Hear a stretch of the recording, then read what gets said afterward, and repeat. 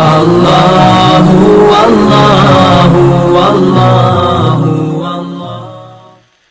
حضرت ثعلبہ بن عبد الرحمن رضی اللہ تعالیٰ عنہ اکثر نبی پاک کی بارگاہ میں بیٹھا کرتے، حضور کے خادم تھے، اللہ کے محبوب، چھوٹے بڑے کام بتاتے۔ ایک دن حضور نے کہیں بھیجا، رستے میں جا رہے تھے تو ایک بی بی بے پردہ تھی کسی گھر میں بیٹھی، اس بی بی پہ نظر پڑ گئی اور دل میں برا خیال آ گیا۔ ابھی یہ بات آئی تھی کہ خود ہی تڑپ اٹھے، کہنے لگے میرے نبی نے تو منع کیا تھا، یہ تو میں نے اپنے رسول سے بددیانتی کی، یہ تو خیانت ہو گئی، حضور نے منع کیا تھا اور میں نے بری نظر سے عورت کو دیکھا۔ تڑپ اٹھے، نکل گئے، سفید چادر پہ دھبا جلدی نظر آتا ہے، جنگل میں چلے گئے۔ یہاں تو لوگ ڈٹے ہوئے ہیں نا گناہ کر کے، ذرا سی خیانت، کتنے دن؟ 40 دن روتے رہے، 40 دن روتے رہے جنگلوں پہاڑوں، اللہ معاف کر دے، اللہ میں بھول گیا، اللہ مجھ سے خیانت ہو، مالک مجھ سے درگزر فرما، روتے ہیں، تڑپتے ہیں۔ 40 دن ہو گئے، حضرت جبریل امین حاضر خدمت ہوئے، یا رسول اللہ آپ کا غلام تڑپ رہا ہے۔ رب فرماتے ہیں اسے اپنی بارگاہ میں بلا لیجیے۔ نبی پاک علیہ السلام، ایک روایت ہے مولا علی کو، ایک روایت حضرت عمر کو اور حضرت سلمان فارسی کو بھیجا، فرمایا اسے بلا کے لاؤ۔ کہتے ہم دونوں گئے تو جنگلوں میں تڑپ رہا تھا۔ ایک چرواہے سے پوچھا یہاں تم نے ثعلبہ کو تو نہیں دیکھا؟ وہ کہنے لگا میں نہیں جانتا ثعلبہ کون ہے، پر ایک شخص ہے جو بڑا ہی روتا ہے، بڑا ہی تڑپتا ہے، اس کے درد مجھے بھی رلا دیتا ہے۔ کہا کیا کہتا ہے؟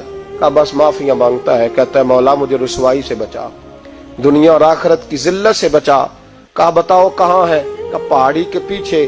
حضرت عمر کہتے ہیں ہم اس کے گئے تو ہمیں دیکھ کے رو پڑے، کہنے لگے میری مذمت میں کہیں کوئی آیت تو نہیں اتر آئی؟ حضور کیا فرماتے ہیں؟ نبی پاک ناراض تو نہیں ہو گئے مجھ سے؟ کیا فرماتے ہیں محبوب کریم؟ حضرت سیدنا فاروق اعظم رضی اللہ تعالیٰ عنہ کہنے لگے ہم نے کہا ہمیں پتہ تو نہیں، پر چل تجھے حضور نے بلایا ہے۔ کہتے ہیں منت کرنے لگے، کہنے لگے میں اس قابل نہیں کہ حضور کے سامنے جا سکوں، جب نماز کھڑی ہو، حضور جماعت کرا رہے ہوں پھر مجھے لے کے جانا۔ کہتے ہم لے کے آئے تو حضور مغرب کی جماعت کرا رہے تھے، پیچھے کھڑے ہو گئے۔ نبی پاک علیہ السلام نے جب قرآن پاک پڑھا، یا ایھا الانسان ما غرک بربک الکریم، اے انسان تجھے کس نے دھوکے میں ڈال دیا، حالانکہ تیرا رب تو بڑا ہی کریم تھا۔ فرماتے ہیں یہ آیت سنی اور لڑکھڑا کے گرے، بے ہوش ہو گئے، گھر والے اٹھا کے لے گئے۔ تکمیل نماز پر خود رسول پاک علیہ السلام پہنچے اور نبی پاک صلی اللہ تعالی علیہ وسلم نے پہنچ کر کے ان کے گھر جا کے جہاں لیٹے تھے وہاں حضور بیٹھ گئے، ان کا سر اٹھا کے گود میں رکھا تو آنکھ کھولی، جھٹ سے سر پیچھے کیا۔ حضور میں اس قابل نہیں کہ آپ میرا سر اپنی گود میں رکھے، میں بڑا گناہگار ہوں حضور، میں نے خیانت کی ہے، میں نے حضور آپ کے پیغام سے اتنی بڑی خیانت کی۔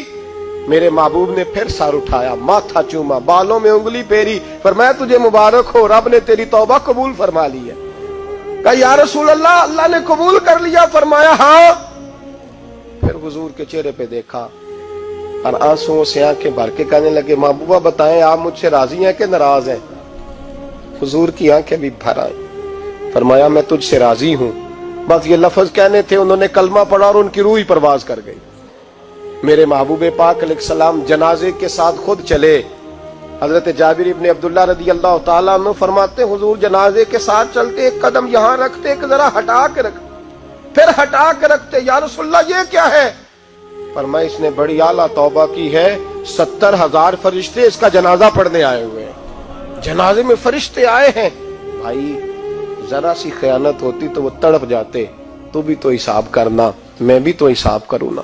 کتنی خیانتیں صبح سے شام تک، شام سے صبح تک، کتنی خیانتیں، ہماری خیانتیں ہمارے اپنوں کے ساتھ، ہمارے قریبیوں کے ساتھ، ہمارے عزیزوں کے ساتھ، اور پھر ہماری خیانتیں ہمارے منصب کے ساتھ، پھر ہماری خیانتیں ہمارے عہدوں کے ساتھ، اور پھر سب سے بڑھ کر خدا کے ساتھ، دین کے ساتھ۔ معاذ اللہ ہماری خیانتیں رسول اللہ صلی اللہ علیہ وسلم کے پیغام کے ساتھ۔ ایماندار بنے، دیانتدار بنے۔